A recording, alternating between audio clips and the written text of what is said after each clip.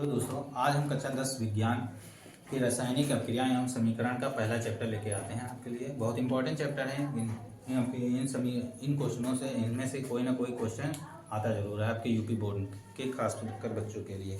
ठीक है, आइए तो चलते हैं हम रासायनिक अपक्रिया देखते हैं। रासायनिक अपक्रिया क्या होती है? जब एक या अनेक पदार्थ आपस में क्रिया करके नए पदार्थ बनाते हैं तो इस अपक्रिया को रासायनिक अपक्रिया कहते हैं। अब रासायनिक अपक्रिया देखते हैं, जैसे हमारे पास दो या दो से अधिक पदार्थ हो गए। मान लीजिए हमारे पास एक नौसादर है। मान लीजिए एक हमने पदार्थ ले लिया नौसादर NH4Cl, इसको नौसादर कहते हैं, नौसादर भी कहते हैं। और अमोनियम क्लोराइड कहते हैं, क्लोराइड। इसकी क्रिया हम CaO कैल्शियम ऑक्साइड से करा देते हैं। जैसे इसकी हम क्रिया कैल्शियम ऑक्साइड से कराते हैं तो देखिए एक प्रक्रिया बन जाती है। यहाँ पे क्लोरीन पे माइनस का चार्ज होता है, कैल्शियम पे डबल प्लस का चार्ज होता है। ठीक है, इसने इससे क्रिया कर ली तो ये बना गया, क्या बन गया? कैल्शियम क्लोराइड बन जाएगा।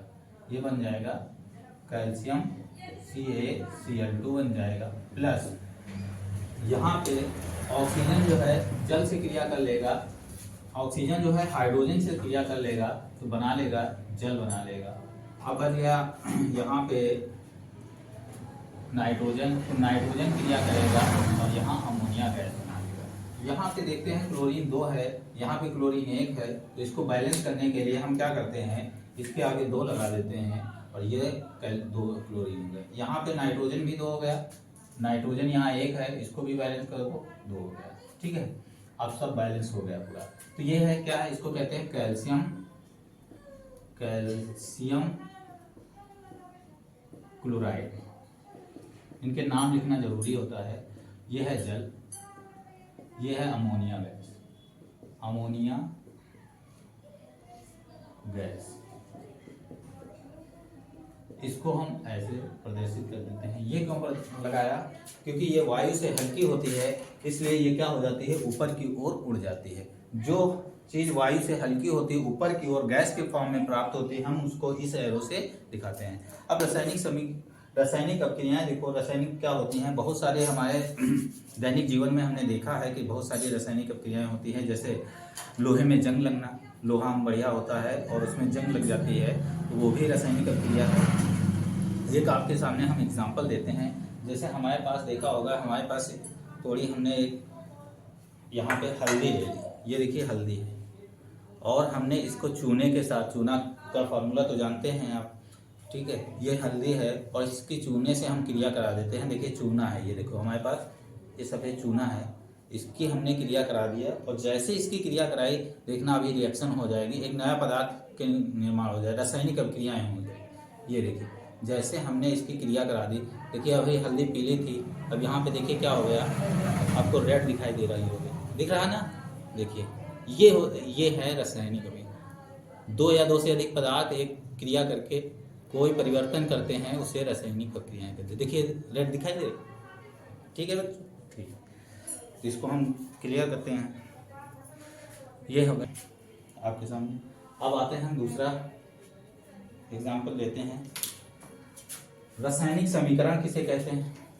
ये देखिए, किसी रासायनिक अभिक्रिया में भाग लेने वाले अभिकारकों तथा अभिक्रिया के फलस्वरूप, इसके अभिकारकों, यहाँ पे मेन पॉइंट ये देखना है, अभिकारकों अभिक्रिया के फलस्वरूप प्राप्त होने वाले उत्पादों के प्रतीक को हम सूत्रों द्वारा निरूपित करने को रासायनिक समीकरण कहते हैं। जो हम पदार्थ लेते हैं, देखिए कोई रासायनिक प्रक्रिया करने से पहले हमारे पास 2 चीजें होती हैं। यहाँ पे इधर अभिकारक होता है,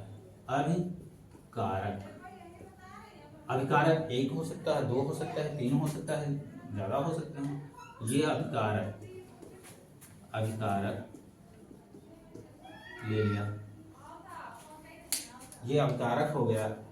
अब इसकी हम जैसे इसको मिला दिया, इन दोनों को क्रिया कराई तो उत्पाद बन जाए। ये इधर जो बनता है हमारा उत्पाद बनता है, क्या बनता है? प्रोडक्ट बनता है, उत्पाद। अब देखो उत्पाद बन गया।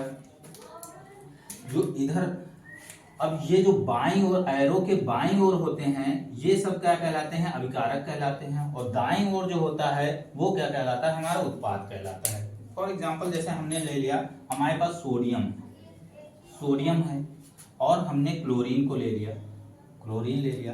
तो अगर हमने सोडियम की क्रिया क्लोरीन से करा दी तो ये क्या बनाएगा? NaCl बनाएगा। अब क्लोरीन को अकेला लिखा नहीं जाता है, तो क्लोरीन को हम गैस, जितनी भी गैसें होती हैं उनको अकेला नहीं 2 करके लिखा जाता है। यहाँ पे क्लोरीन 2 यहाँ पे क्लोरीन 2 है, यहाँ पे 1 है, तो इसके आगे हम क्या कर देते हैं? 2 लगा देते हैं, तो ये क्लोरीन 2 हो गया। मगर यहाँ सोडियम 2 हो गया, इधर सोडियम 1 है, तो इसके लिए आगे भी हम 2 लगाए। तो सोडियम की क्रिया हमने क्लोरीन से करा दी तो सोडियम क्लोराइड बन गया। क्या बन गया? सोडियम क्लोराइड बन गया।